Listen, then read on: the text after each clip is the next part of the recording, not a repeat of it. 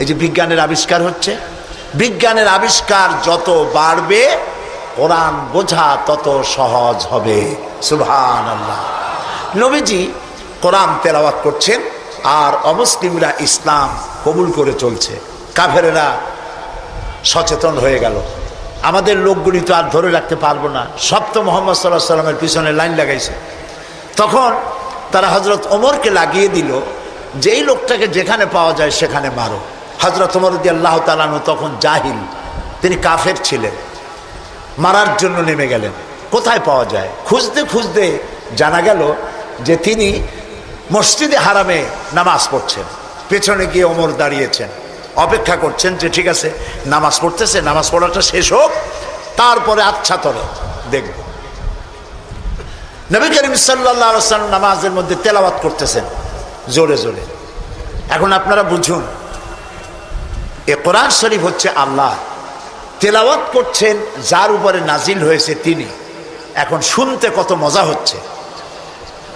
হযরত ওমর তিনি বলছেন যে আমি মনে মনে ভাবলাম যে মুহাম্মদ সাল্লাল্লাহু আলাইহি সাল্লামকে এইসব কথা জেনে শিখায়। উনি তো কোনো স্কুল কলেজে যায় নাই, মাদ্রাসায় যায়নি, কই পান এত সুন্দর সুন্দর কথা, নিশ্চয়ই জেনে শিখাচ্ছে।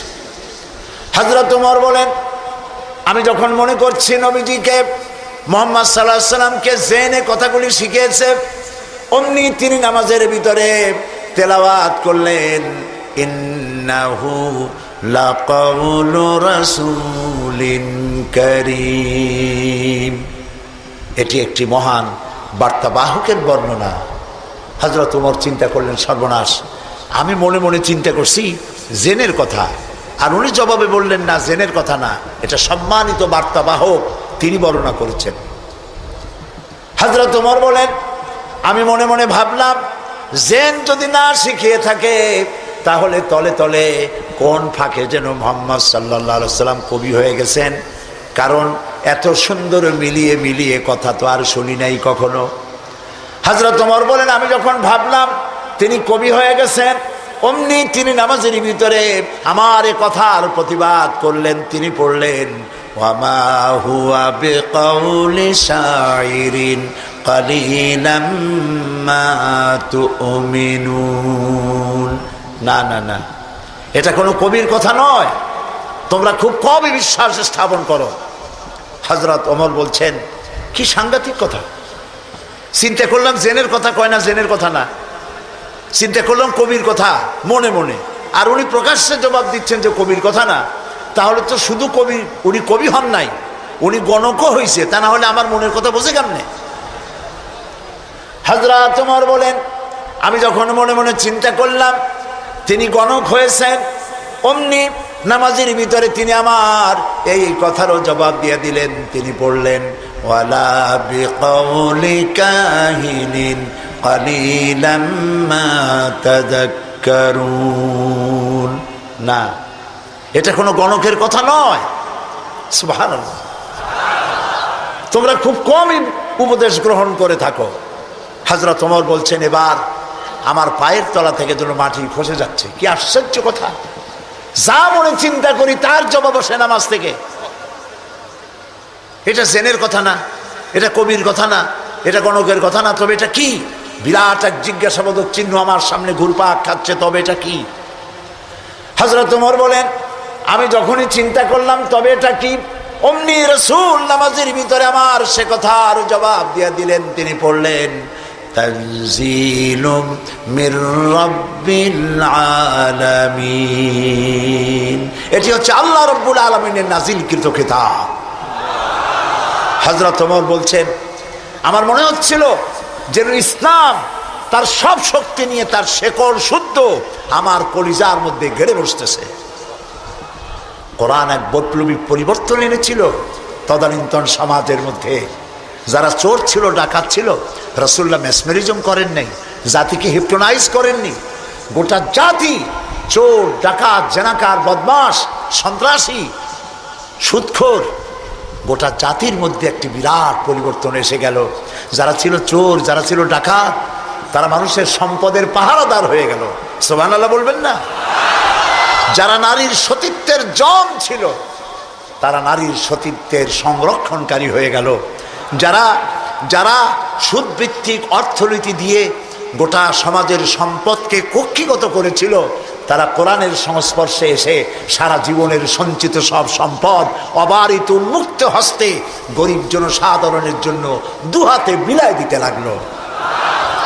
এই যে বিরাট পরিবর্তন আসলো, সেই পরিবর্তন আনার পেছনে কাজ করেছে যে কিতাবখানা, সেই কিতাবের নাম কোরআন। বলেন জোরে, কোরআন। এই কোরআন শরীফকে আল্লাহ তাআলা হেফাজত করার দায়িত্ব নিয়েছেন। বেদ বলেন, বাইবেল বলেন, সমস্ত ধর্মীয় পুস্তকগুলি উল্টাপাল্টা হয়ে গিয়েছে, কোনোটার অরিজিনালিটি নাই। আপনি চ্যালেঞ্জ করতে পারেন বুক ফুলাইয়া, বর্তমান বিশ্বে খ্রিস্টানদের কাছে যে বাইবেল আছে, লুক, যোহন, মার্ক, মথি, scripture, new testament, old testament বলতে যা কিছু বুঝায়, ওদের কাছে আল্লাহর কিতাব বলে তারা যে দাবি করে, চ্যালেঞ্জ হয়েছে বর্তমান যুগে খ্রিস্টানদের কাছে যে বাইবেল আছে এর মধ্যে একটি ওয়ার্ডও আল্লাহর নয়, সব তাদের বানানো। এই চ্যালেঞ্জের মোকাবেলা খ্রিস্টান জগৎ করতে পারে নাই। কিন্তু কোরআন শরীফ সম্পর্কে এই কথা কেউ বলতে পারবে না যে একটি অক্ষরও মানুষের তৈরি করা। সুবহানাল্লাহ। এটিকে হেফাজত করেছেন কে? আল্লাহ রাব্বুল আলামিন বলেন, ইন্না নাহনু নাযালনা যিকরা ওয়া ইন্না লাহু লাহাফিজুন। কোরআন নাজিল করেছি আমি, আর সংরক্ষণের দায়িত্ব আমি আল্লাহ আমার নিজ হাতে গ্রহণ করেছি। সুবহানাল্লাহ। কোরআন হেফাজতের ব্যবস্থা দেখুন, আল্লাহ তাআলা কোরআন হেফাজত করেছেন। সিন্ধুকের ভিতরে কলেন নাই, তাহলে পোকামাকড়ে খাইতে পারতো, নষ্ট করে ফেলতে পারতো। ব্যাংকের লকারে রাখেন নাই, লোহার সিন্ধুকে রাখলে এটা ড্যাম হতে পারতো, এটা ফাঙ্গাস পড়তে পারতো, এটা নষ্ট হয়ে যেতে পারতো। আল্লাহ তাআলা হেফাজতের এমন ব্যবস্থা করলেন যা পৃথিবীর কোনো জাতির ধর্মীয় গ্রন্থকে হেফাজতের এই ব্যবস্থা নাই। সেটা কি? সেটা হলো আলমারিতে নয়, সিন্ধুকে নয়, ব্যাংকের লকারে নয়, মানুষের মেমোরির ভিতরে, কলিজার মধ্যে, ব্রেনের মধ্যে আল্লাহ পাক কোরআনকে হেফাজত করে দিয়েছেন। এমন জায়গায় রেখেছেন যেখান থেকে ফাঙ্গাস পড়ার অথবা পোকামাকড় ঢুকে, তেলাপোকা, উই পোকা, সার পোকা ঢুকে নষ্ট করবে এমন কোনো সম্ভাবনা নাই। চুরি হবে, ডাকাতি হবে, পরিবর্তন হবে এমন কোনো সুযোগ নাই। কোরআন মানুষকে মুখস্থ করা আল্লাহ সহজ করেছেন। সুবহানাল্লাহ। সূরা কামার, সূরা কামারের মধ্যে আল্লাহ রাব্বুল আলামিন 4 বার বলেছেন, ওয়ালাকাদ ইয়াসসারনাল কুরআনা লিযিকর ফাহাল মিন মুদ্দাকির। অবশ্যই কোরআন মুখস্থ করার জন্য আর বোঝার জন্য আমি আল্লাহ মানুষের কাছে সহজ করে দিয়েছি। সুবহানাল্লাহ। মানুষ এখন মুখস্থ করতেছে। কোরআন যারা মুখস্থ করছে তাদের সংখ্যা, এক জরিপে জানা গেছে সারা পৃথিবীতে কোরআন যারা মুখস্থ করেছে তাদের সংখ্যা 5 কোটি ছাড়াই গেছে। ময়মনসিংহে হাফেজ নাই, আছে সর্বত্র। সেবার লন্ডনে এক মাদ্রাসায় আমাকে দাওয়াত করা হলো, হেফজখানা। যারা মুখস্থ করেছে কোরআন তাদের মাথায় পাগড়ি পরাবার জন্য। এখন মাদ্রাসা মুখস্থ করা, কোরআন মুখস্থ করার মাদ্রাসা লন্ডনে হয়েছে। আলহামদুলিল্লাহ। কোন ইসলাম ডুবাই দেবো, মিটাই দেবো, যতই চিল্লা, এটা বন্ধ করার ক্ষমতা পৃথিবীর কোনো মানুষের নাই। এটা বন্ধ করার ক্ষমতা বুশের নাই, বুশের বাবেরও নাই। সুবহানাল্লাহ বলে। প্রিয় ভাই সব, সেই ইংল্যান্ড আজ আর নাই যে ইংল্যান্ডে এখন থেকে 150 বছর আগে মাত্র একটা মসজিদ ছিল। সেই ইংল্যান্ডে এখন মসজিদের সংখ্যা 8000 ছাড়াই গেছে। কেমনে বন্ধ করবা ইসলাম? ফেরাউন যত চেষ্টা করছে মুসারে আসতে দেবে না। আল্লাহ মুসা আলাইহিস সালাম নিয়ে ফেরাউনের ঘরেই লালন পালন করছে, ঠিক কিনা? তো সেই মাদ্রাসার ছাত্রদেরকে মাথায় পাগড়ি পড়াতে পড়াতে 10-12 দিন ছেলে, ছোট্ট একটা ছেলে আসছে, এতটুকু স্যার। আমি জিজ্ঞেস করলাম এ কি? আমি মনে করছি সে বোধহয় আন্দাজে আসছে পাগড়ি নেওয়ার জন্য। তাই বললাম এ কি? বলে যে এর মাথায় তো পাগড়ি দিবেন কেন? কয় যত হাফেজ। আশ্চর্য, কত বয়স কত? কয় 7-7.5 বছর হবে। সুবহানাল্লাহ। আমার চোখে পানি এসে গেল। আমার কাছে মনে হলো যেন আল্লাহ তাআলা প্রশান্ত মহাসাগরকে একটা ঝিনুকের মধ্যে আল্লাহ তাআলা ঢুকাই দিয়েছেন। কোরআনের হেফাজতের মালিক কে? আরো জোরে বলুন। তিনি হেফাজতের দায়িত্ব নিয়েছেন। এখন এই কোরআন থেকে আমি কিছু কথা আলোচনা করতে চাই স্বল্প সময়ের মধ্যে। আলোচনা করব সেই জায়গা দিয়ে যেই জায়গাটির দিকে আলোচনা করলে পরে আমাদের আকীদা দুরস্ত হয়ে যাবে। আল্লাহ তো সংখ্যা বেশি চান না, আল্লাহ চান কোয়ালিটি। কোয়ান্টিটির প্রয়োজন না, কোয়ালিটির প্রয়োজন। 313 জন মুসলমান দিয়ে যা হয়েছে, আজকে পৃথিবীতে 150 কোটি মুসলমান দিয়ে তা হচ্ছে না। ঠিক কিনা বলেন? সত্য কিনা? এমন সময় তো ছিল যখন মুসলমানেরা একটা খেজুর ছিঁড়ে ছিঁড়ে 8-10 জন দাঁতে লাগাইয়া চাবাইছে। এক গ্লাস পানি অনেকজন মানুষের ঠোঁট ভিজিয়ে তারপরে লড়াই করেছেন। এরপরে গোটা পৃথিবীর অর্ধেকটা পৃথিবী মুসলমানদের পায়ের উপরে চুমো খেয়েছে। আজ মুসলমানের সংখ্যা বেড়েছে কিন্তু কোয়ালিটি বাড়ে নাই।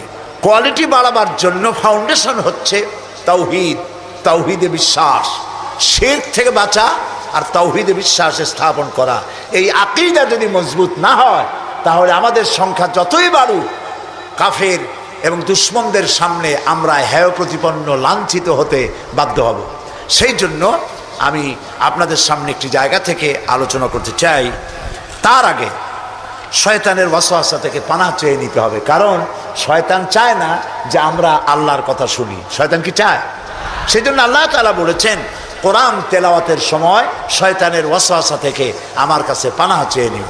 আপনারা সবাই আমার সাথে পড়ে, বিতাড়িত মরদুদ শয়তানের ওয়াসওয়াসা থেকে পানাহ চাই, পরম করুণাময় আল্লাহর নামে শুরু করছি।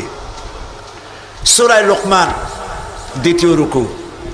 ওয়ালাকাদ আতাইনা লুকমানাল হিকমাতা আনিশকুর লিল্লাহ ওয়া মান ইয়াশকুর فإنما يشكر لنفسه ومن كفر فإن الله غني حميد وإذ قال لقمان لابنه وهو يعظه يا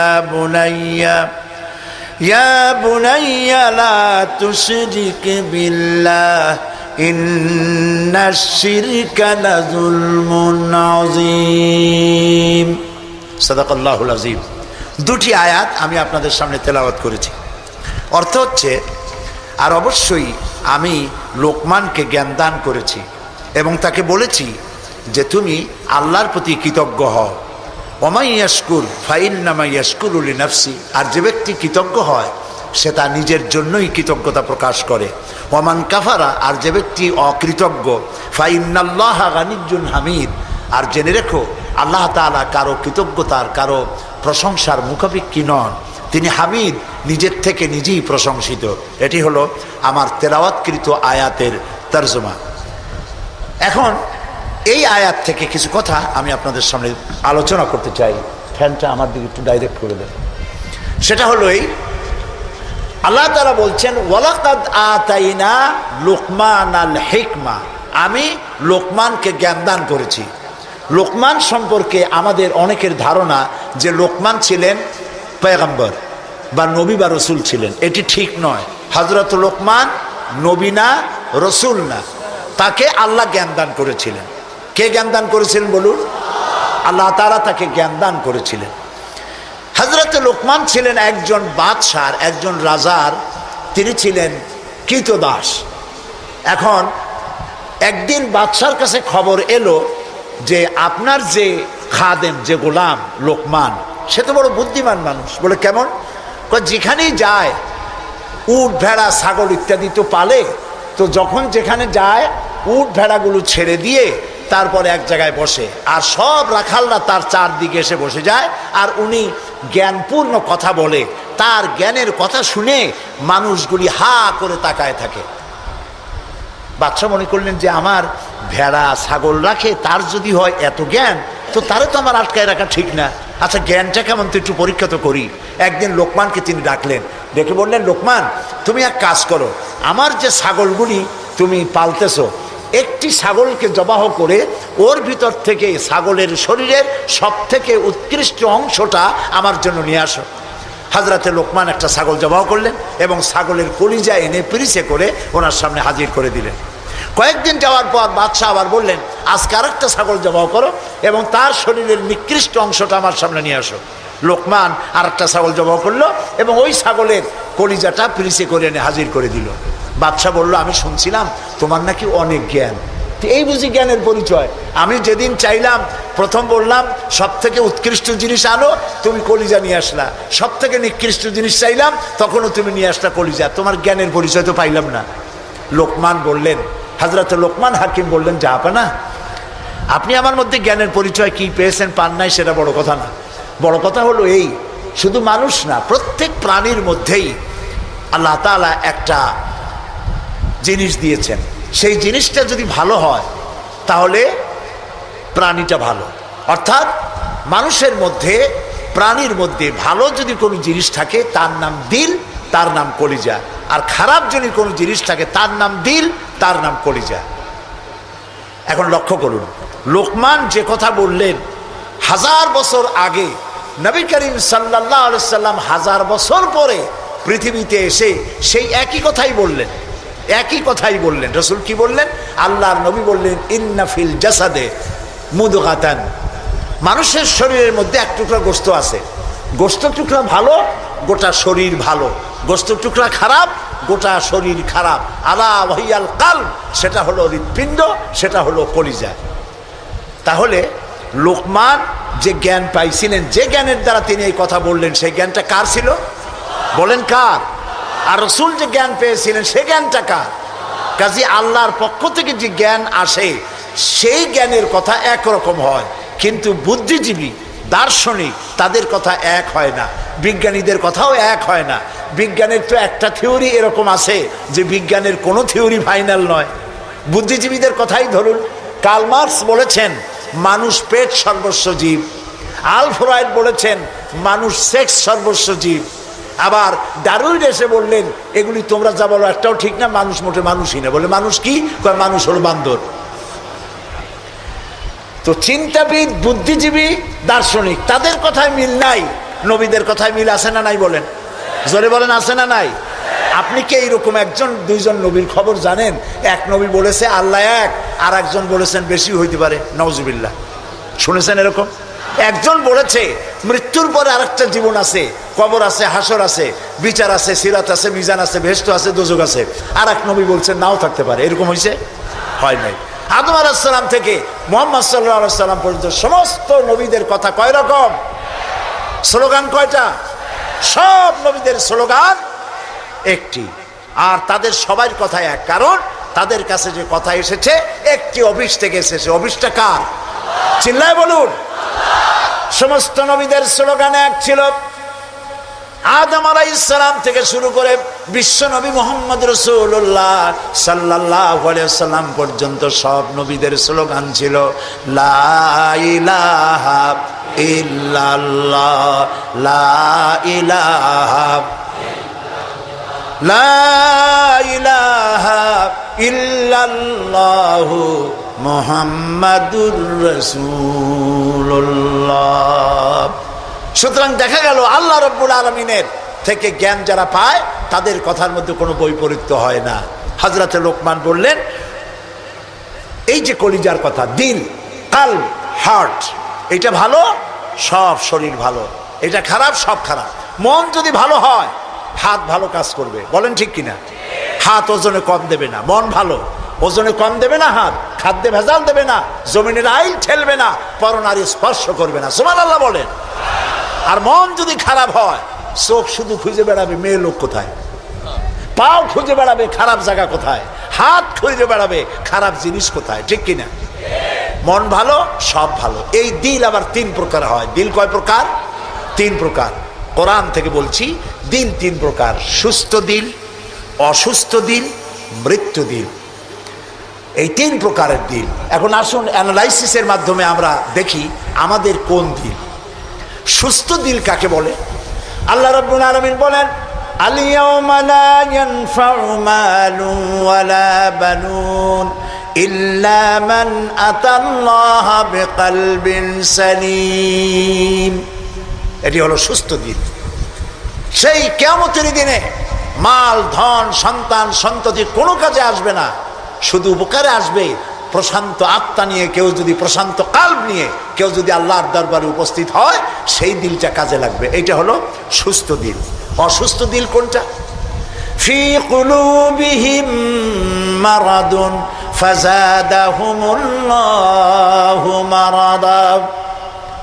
তাদের দিলের মধ্যে ছিল একটি রোগ, সেই রোগকে আল্লাহ আরো বৃদ্ধি করে দিলেন। অসুস্থ দিলের নমুনা কি? ওয়াজ ভালো লাগে, সিনেমাও খারাপ লাগে না, মসজিদও ভালো লাগে, কীর্তনও খারাপ লাগে না। এই যে দুইটা ভালো লাগে, এটি হলো অসুস্থ দিল। এটার নাম কি? আছেন আমাদের সমাজে, কয় যে হুজুর ওয়াজ শুনতে খারাপ লাগে না, কিন্তু গান যখন শুনি তাও মজা লাগে, মসজিদও ভালো লাগে, সিনেমাও খারাপ লাগে না। আছেন এরকম লোক? আছে। এটা কেন? এটা হলো এই জন্য যে ইমানের মধ্যে জং ধরে গেছে। সাপে যদি রাত্রে কামড়ায়, রাতের বেলায় সাপে কামড়াইছে, ওজার কাছে যায় লোকেরা। মোমেন শাহীতে ওজা আছে না? ওজার কাছে যায়, যে বলে সাপে কামড়াইছে। এখন ওজা প্রথমে টেস্ট করবে যে সাপটা বিষধর সাপ না বিষহীন সাপ। সাপ তো দুই রকম আছে। যে সাপে কামড়াইলে তাৎক্ষণিকভাবে লোক মারা যায়, ওই সাপরে মোমেন শাহীতে কি বলে? কি বলে? গোখরো সাপ। আর যেটা দেখতে খুব রং ছং মোটা টোটাও আছে, কিন্তু কামড়াইলে কিছু হয় না, ওইটা কি? জোড়া সাপ। এখন জোড়া সাপ না গোখরো সাপ কামড়াইলো কোনটায় দেখে তো নাই। এটা বোঝার জন্য ওঝা করে কি, সাপে দংশিত ব্যক্তির জিহ্বায় উপরে লবণ এবং ঝালওয়ালা মরিচ এগুলো দিয়ে দেয় জিহ্বার মধ্যে। যদি সে বলে পানি পানি লাগে, যত মরিচ দেয় তত কয় পানি পানি লাগে, তাহলে বুঝতে হবে বিষধর সাপে দংশন করেছে। আর যদি সে বলে যে ঝাল লাগতেছে, লবণ লাগতেছে, তাহলে বুঝতে হবে যে জোড়া সাপে কি করছে? দংশন করেছে। এটি হলো সাপ যদি বিষধর হয়, তো বিষধর সাপের বিষে সর্বপ্রথম যে কাজটা করে সেটা হলো জিহ্বার স্বাদকে নষ্ট করে দেয়। মানুষের ইমানের জন্য সব থেকে বিষাক্ত সাপ হলো শয়তান। এ যখন মানুষকে ওয়াসওয়াসা দেয়, আর শয়তানের ওয়াসওয়াসা যখন মানুষ পড়ে যায়, তখন তার ইমানের স্বাদ নষ্ট হয়ে যায়। তখন সিনেমাও ভালো লাগে, মসজিদও ভালো লাগে, ওয়াজও ভালো লাগে, গানও ভালো লাগে। এটি হলো অসুস্থ দিল। এবার মৃত্যু দিল কি? মৃত্যু দিল সম্পর্কে আল্লাহ বলছেন, ওয়ালাকাদ যারানা লিজাহান্নামা কাসীরাম মিনাল জিন্নি ওয়াল ইনস লাহুম কুলুবুন লা ইয়াফকাহুনা বিহা। মানুষ আর জিনদের মধ্যে আল্লাহ তাআলা বলেন, আমি এক শ্রেণীর রেডিমেড জাহান্নামী তৈরি হয়েই আছে মানুষ এবং জিনের মধ্যে। ওরা কারা? লক্ষ্য করুন, মৃত্যু দিল কাদের? লাহুম কুলুবুন লা ইয়াফকাহুনা বিহা, যাদেরকে আমি হৃৎপিণ্ড দিয়েছি, বিবেক দিয়েছি, সব বোঝে, আমারে বোঝে না। আছেন এরকম কিছু বুদ্ধিজীবী? বলেন আছে না? কবি আছেন এমন কিছু, সাহিত্যিক আছেন এমন কিছু। নারীর সৌন্দর্য, নারীর রূপের সৌন্দর্যের ব্যাপারে কবিতা লিখতে লিখতে কলমের কালি শেষ হয়ে যায়, কিন্তু এই সৌন্দর্য কে দিলেন তারে চিনতেই পারল না। ফুলের ব্যাপারে গান লেখে, কবিতা লেখে, ফুলের রং, ফুলের গন্ধ। প্রজাপতি, প্রজাপতি কে এত সুন্দর করে, কোন শিল্পী তোমার ডানায় এত সুন্দর রং দিল, তার গান তৈরি করে, কিন্তু প্রজাপতির রং কে দিল আরে খুঁজে পায় না।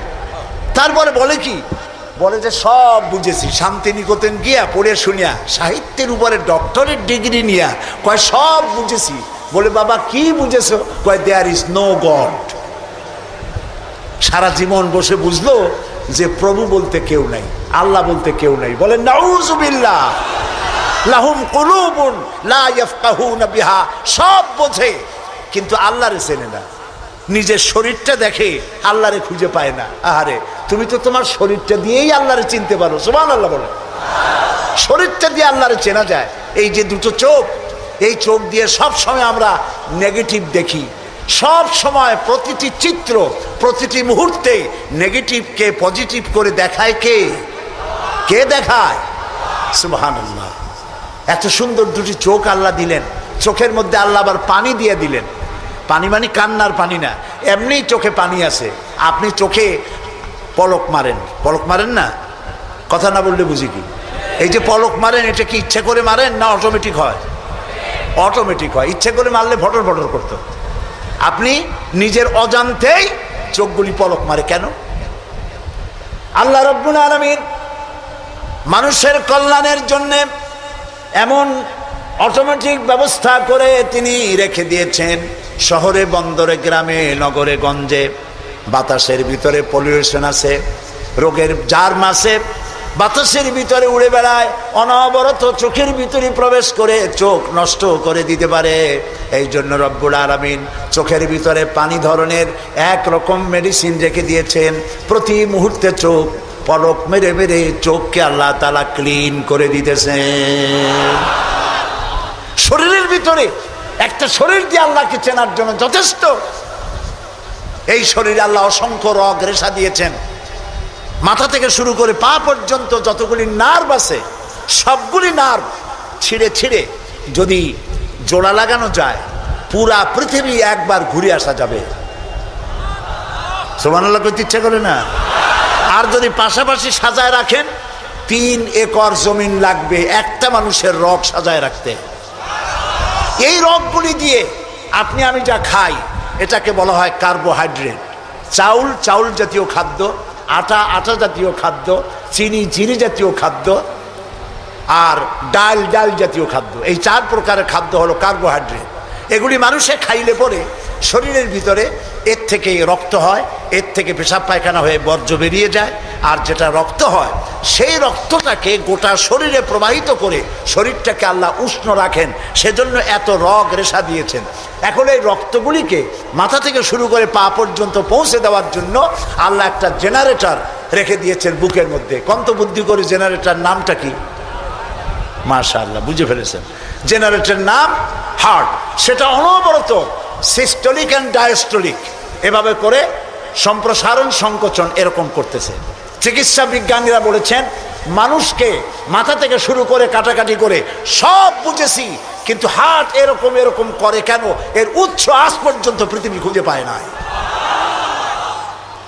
এটি এভাবে করে করে রক্ত ছড়িয়ে দিচ্ছে। এখন দেখেন আল্লাহর খোঁজার ব্যবস্থা। মানুষ খাইয়া তারপরে হার্টের মধ্যে চর্বি গিয়ে জমে। হার্টের মধ্যে যে করোনারি আর্টারির মধ্যে গিয়ে চর্বি জমতে লাগলো। হঠাৎ করে রক্ত প্রবাহ যখন বন্ধ হতে থাকে, আর চলতে পারে না, তখন অ্যানজাইনা হয়, হার্টে বেদনা শুরু হয়। এই বেদনা শুরু হলে তাড়াতাড়ি ডাক্তার এনজিওগ্রাম করে তারপর দেখে কতটা নষ্ট হয়েছে। ওইটাকে যদি প্রয়োজন হয় রগ বদলাবার, তখন তাকে বাইপাস করা হয়। বাইপাস করে নতুন রগ লাগাতে হবে। এখন বলেন এই নতুন রগ কোথায়? গরুর রগ লাগাইলে হবে? বলেন, ছাগলের রগ? এখন আল্লাহ রব্বুল আলামিনকে চেনা সহজ।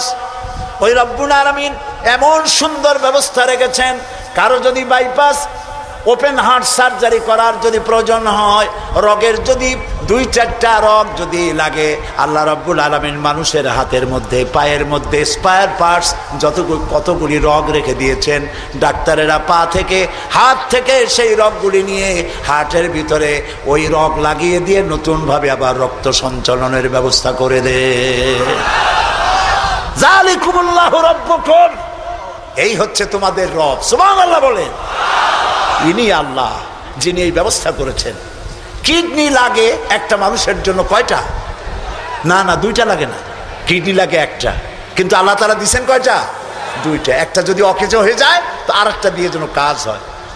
লক্ষ্য করুন, আপনার মেমোরি, আপনার মগজ, আপনার ব্রেন, যে ব্রেনটা, যে মগজটা মাথার মধ্যে আছে, এই মগজের মধ্যে রয়েছে অসংখ্য সেল, কোষ, CELL, অসংখ্য কোষ। মেমোরি কোষ, বুদ্ধির কোষ, শোকের কোষ, সুখের কোষ, অনুভূতির